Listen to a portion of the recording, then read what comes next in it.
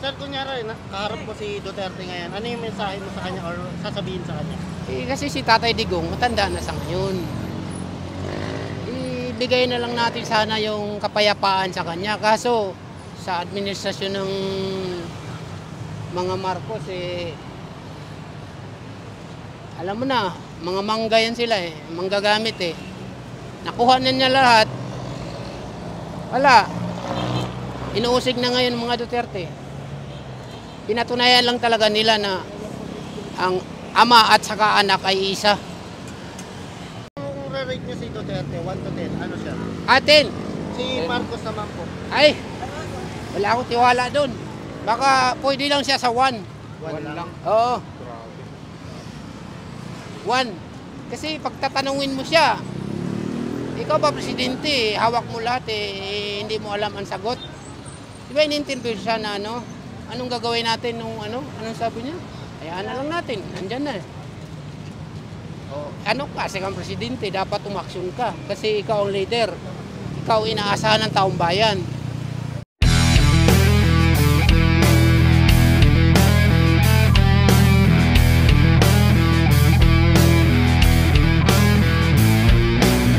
Tambay sa gabi.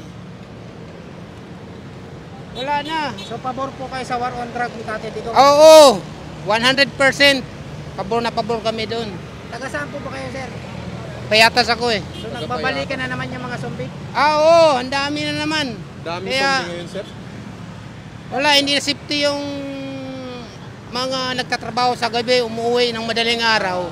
Kasi kita mo, bumalik na naman droga Bakit yung panahon ni Duterte?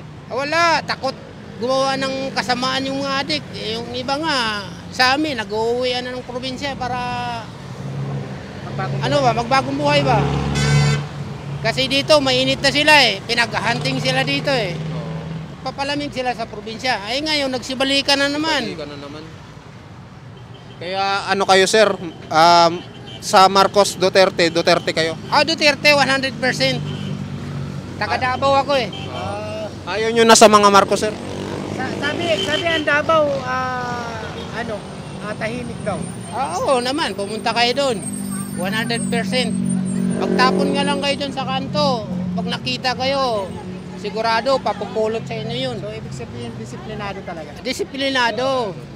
Kasi pag hindi mahigpit ang presidente, hindi magbabago yung mga tao. Ito, may tanong ako sa iyo. Bakit kay Marcos?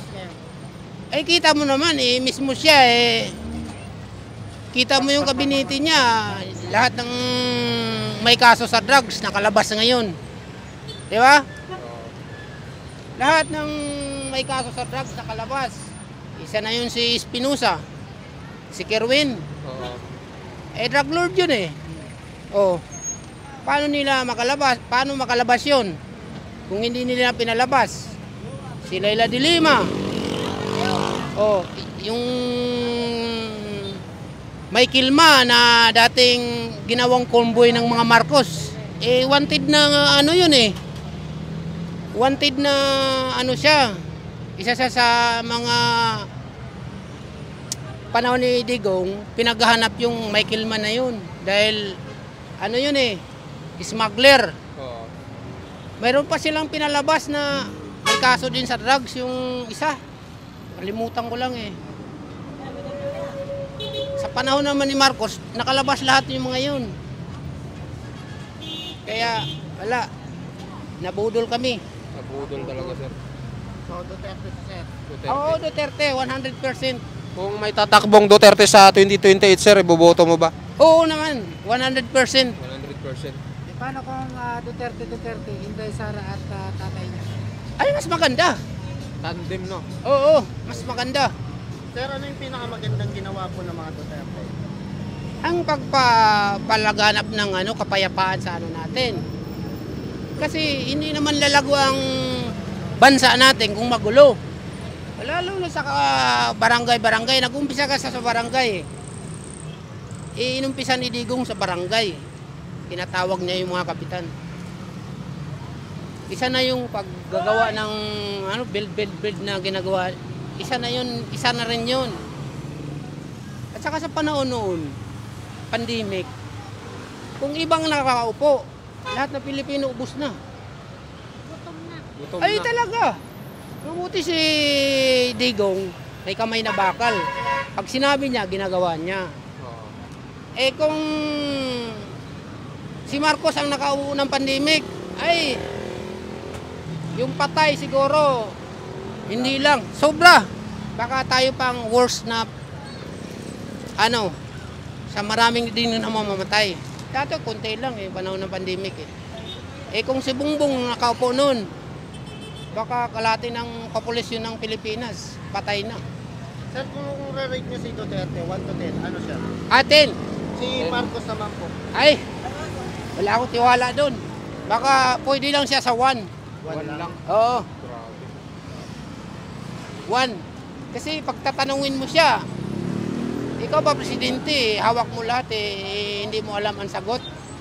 Di ba in-interview siya na anong gagawin natin nung anong sabi niya? Hayaan na lang natin, nandyan na. Kasi kang presidente, dapat umaksyon ka. Kasi ikaw ang leader. Ikaw inaasahan ng taong bayan.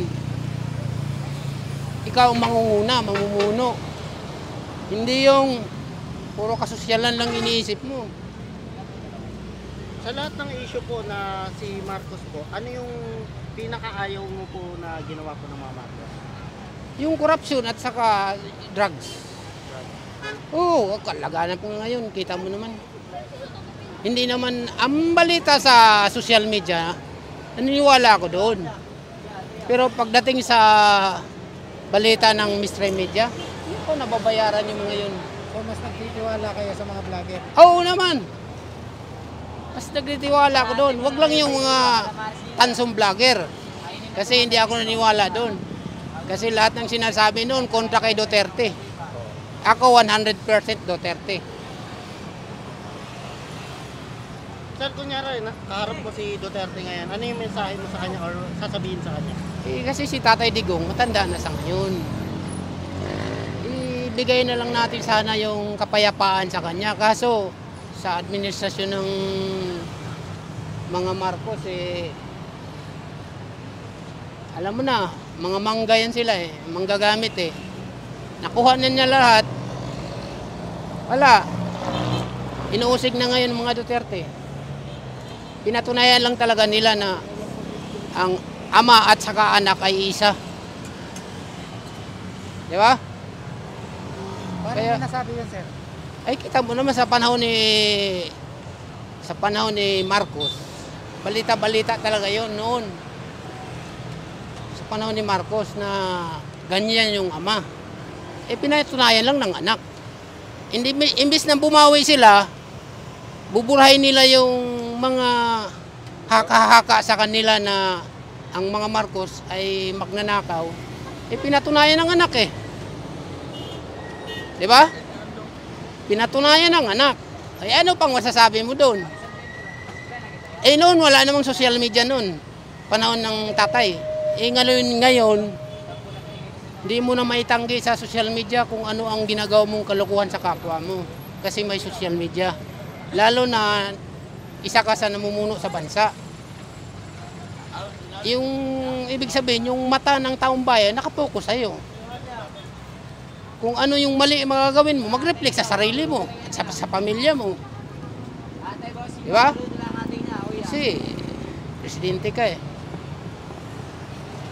Kaso wala wala siyang pinatunayan. Pinatunayan kasi nungalingan, marami. Pero yung pagbabago sa bansa, wala pa kaming nakikita. Paano? Maraming Sir, isang mensahe mo lang kung may mensahe ka sa ating Pangulong Bongbong Marcos. gawin niya yung mabuti para umuunlad ang bansa. Hindi yung alam mo naman yung nangyayari sa atin sa ngayon. Masyadong pinipersonal ang mga Duterte. Lahat ng bato ngayon sa Duterte. Kasi ang pinangalagaan nila na manatili sila sa pwesto. Hindi lang siya, mga kamag-anak niya. Babalitaan nyo naman yun. Sila napakadaming mga katiwalian pero hindi nila mapuna-punaan sarili nila. Samantalang si Sara, kunting kibot lang sa telebisyon na. Kita mo naman sa panahon ngayon, masyado nilang ginigipit eh. Ang mensahe mo na lang sir, isa na lang sa mga Duterte. Good luck na lang sa kanila. Sana magtagumpay sila sa sunod na sunod na halalan. Lalo na ngayon. Awan ko lang, tatakbo yata yung Tatakbo po si Tatay Digong sa Davao for mayor. sa Davao. Yung senador na anak niya si Baste. Sana manalo. Suportahan ng taong bayan. Kasi sa social media yun lang ang sumusuporta sa mga Duterte pero sa mainstream media wala kang maasahan doon. Is-imine nga pinasara dahil yun ang bumabati ko sa kanila eh. Sa mga Marcoses eh. Di ba pinasara nila? Kasi hindi kakampi sa kanila eh. O paano? Sige sir, thank you sir. Mabuhay po kayo.